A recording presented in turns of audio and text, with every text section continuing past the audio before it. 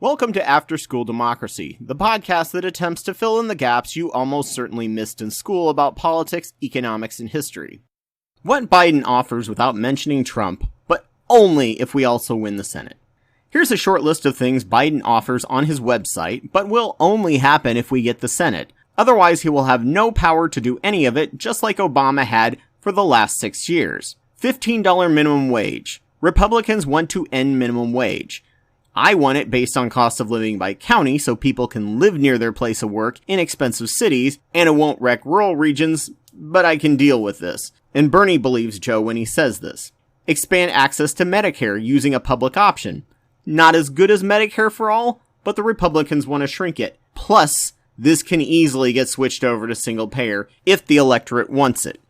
Allow Medicare to bargain for drug prices like Europe and Canada do. This would bring down the cost of healthcare like crazy, and Republicans hate it. This will be essential in Medicare for all anyway, so let's get that done at least right now. Invest in public defenders. This would drastically reduce minorities and poor people going to prison in the first place, as many states actively starve public defenders, so the best they can recommend is to plead guilty because they don't have enough time. Republicans are the ones who starve them in the first place. Carbon neutral electricity by 2035. All Democrats, left, progressive, and moderate are on board with this plan. It even includes a lot of AOC's Green New Deal, creating new jobs with justice, helping out marginalized groups. Republicans want us out of the Paris Climate Agreement and to bring back coal. If Biden doesn't win, the Earth bakes. If we don't win the Senate, the Earth bakes. Game over. Protect women's right to choose. The GOP actively appoints anti-choice judges. Decriminalize marijuana. Biden isn't for legalizing it, but the GOP on the federal level appear to want to keep it criminalized. He's going to leave legalization up to the states. Forgive around $10,000 in student loans. Not full forgiveness like Warren or Bernie were offering, but $10,000 is $10,000. Not something the GOP have any interest in doing. If anything, they want to raise your interest rates. Pass laws preventing the president from interfering with investigations and messing with the vote. The GOP have actively looked the other way and refused to protect or pass this kind of legislation. Paid family sick leave. Even without COVID, this was needed, and you probably at some time in your life got sick because either a care business or a food business had someone who forced themselves to come to work, or they would be financially wrecked and spread it to you. The GOP says it would be burden on businesses, even though most Western nations have it, and those businesses are doing just fine. Paid maternal leave. This would strengthen families and protect women and the children and the entire family when a woman has a child. The GOP said it would be burdensome on businesses, even though most Western nations have it, and so does California, and these businesses are also doing just fine. Overturn Citizens United. All Democrats especially want this because they're exhausted spending half their work hours on the phone sucking up to rich people just to keep their party from dying. The GOP is only being propped up by these mega-rich donors, so they will continue to keep these laws in place. Create a cabinet position to help workers organize and unionize. We need strong unions more than ever, as only 11% of workers are unionized. I also want him to overturn Taft-Hartley, but that's another mess, and people don't seem to understand what that even is. Republicans want to gut unions even more and push for right-to-work laws, ensuring unions have little say and no teeth at the bargaining table. Heavily regulate lobbyists. In the 1970s, only around 60 corporations had lobbyists in Washington because it didn't give much payout. Roger Stone and Paul Manafort came in and changed all that, and now there are over 6,000 corporate lobbyists in Washington. The GOP loves having them there. Provide funding to reform policing, switch prisons from for-profit to state-run, and switch from punitive revenge to preventative justice to increase crime reduction through education and community health, increase workplace training, and modernize schools. 2 years of free community college with the ability to transfer those credits to a 4-year college. This is literally half of what Bernie and Warren were offering, and to be honest, it's where we should start, as this will help the disenfranchised more than free 4-year college ever would. We need at least an associate's degree to get the same jobs that required just a high school diploma 2 decades ago. The GOP thinks the free market should work, including allow scam-for-profit colleges to get away scot-free with their crimes, leaving students with completely worthless credits and so much student debt that they can't afford to go to a different or real college. Expand access to mental health care, a thing that is always touted by Republicans as being the problem with gun violence, but when you say, okay, let's fund it, then they go silent. Finally, pass comprehensive immigration laws, so there is a real pathway to citizenship for all immigrants, documented or undocumented, and only deport criminals or persons who refuse to use this finally working system. Currently, this system is completely broken. There is no path to citizenship unless you're at least upper middle class. Even for legal immigrants and asylum seekers are abused and caged. This has been on the table and bipartisan in one house or the other since 2006, but the GOP blocks it every single time.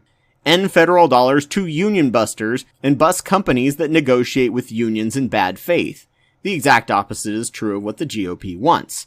Tax the rich $1.4 trillion to pay for all this. The GOP has constantly given the rich massive tax cuts and then jacked up the debt, which will force the middle class to pay down the debt in the long run. I think the rich can afford to pay even a little of their fair share, especially considering the rich have gotten so much richer during the COVID crisis. Repair the post office. We need to pay the post office debt and end the old Republican bill that put them into debt in the first place, and do what Warren and Bernie propose, making them a bank as well. I personally think they should be in charge of the internet's physical infrastructure as well, as post roads were called in the Constitution to deliver information, which would seriously drop the cost of internet, as most Western nations pay 1/10 the amount we have for our data speed. This is not something Biden is offering, just my personal opinion. Form a plan to reduce and end COVID. So far, the COVID response has been an utter disaster. Supply chains for medication, healthcare costs, PPE testing kits, and vaccines have been disorganized and in shambles that could have been easily organized by a competent government. Every positive action that has been done on the state level, and had the shutdowns been properly coordinated nationwide, we wouldn't keep having flare-ups in new states en masse. COVID would have hit the coastal regions in much smaller levels, and the rest of the nation probably would have barely had any deaths. Why do I know this? Because we have 4% of the world's population and 25% of the COVID deaths in the world. Other nations pulled it off, not us. The Dems have the HEROES Act ready to go and will support and protect people out of jobs by no fault of their own during the shutdown and the limping economy until we reach herd immunity. At the moment, once again, McConnell refuses to pass anything to protect us, and mass evictions are looking to sweep the nation soon, as people who haven't found brand new jobs in fields they aren't trained for, so they have to get paid much lower wages on top of the massive unemployment population suppressing wages, are going completely broke. We need an organized response instead of the slapdash one we have that's wrecking our economy in new ways daily.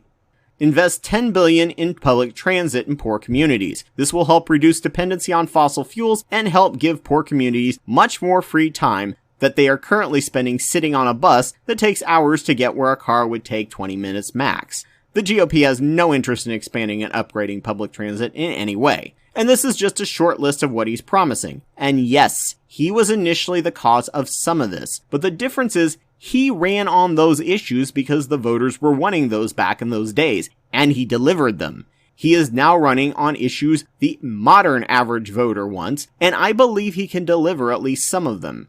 If he can deliver even 1/10 of what he's offering, the marginalized and oppressed will still be radically better off than if the GOP wins. Where elections will cease to mean anything, the earth will bake, and the rich will just get richer while we all get poorer. Some of this can happen, but only if we win both the presidency and the Senate, 50% of which is controlled by 21% of the population, thanks to states being purposely created to be rural with little population density. We have to win both or the earth bakes and fascism takes over. Do I wish we had a different candidate? You bet your ass I do, but this is what the Democratic voters decided. So let's vote for him, then as soon as he takes office, immediately work our asses off to hold him to his promises and push him further using direct action, and ensure that we are organized to get a better Democratic candidate in 2024, as he'll be 81 then and will probably step down.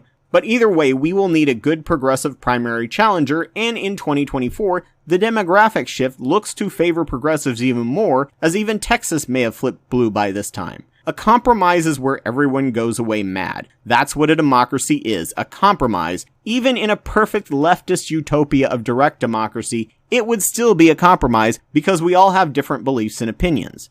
Biden is a rest stop between greater things. Ruth Bader Ginsburg can't live forever, and if the GOP replaces her, all progressive legislation passed will be killed later on down the road.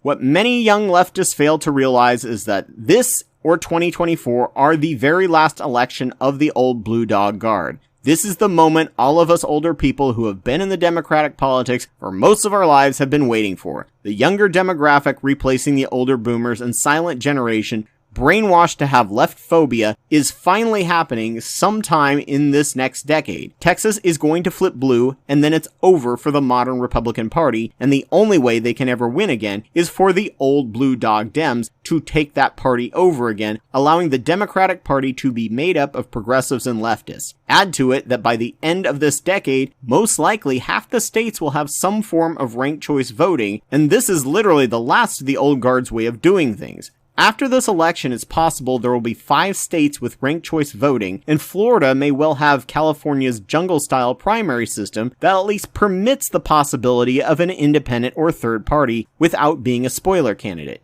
When young people are ticked that the Dems didn't go as far left as they'd like this one primary and were relatively cautiously pleased with this result, this is because change is happening faster than we've ever experienced in this direction in our lives. They have never had to constantly lose hoping for this long future magical time when the demographics would shift. Sadly, many of them are not voting because they have no memory or knowledge or understanding of this trench warfare past, ensuring the change is going to be slower than it ever could or should be. But remember, both parties are exactly the same. So thank you so much for joining me on my podcast. I'm sure there was nothing controversial about this, and everyone will happily get along in the comments section, which you can do on the YouTube version of this video, or my Facebook page, After School Democracy. Link in the show notes. Just a reminder that I'm Anubis 2814 on YouTube, and I have over 500 videos on different topics that I've made over the past 10 years. Please subscribe, and if your podcast site has the option, give me a like or review. If you think what I have to say informed you, consider supporting my Patreon. I'll be doing this podcast weekly and try to get it out on the same day, so I hope to see you here next week, ready to be filled with new ideas. Take care. This channel is helped tremendously by the generous supporters on Patreon. A big thank you to the wonderful Joe Taylor, Elias Garcia Guevara, and Ogrel for their support at the $10 a month Wapawet level. Please consider donating to my work if you can, and thank you all for listening.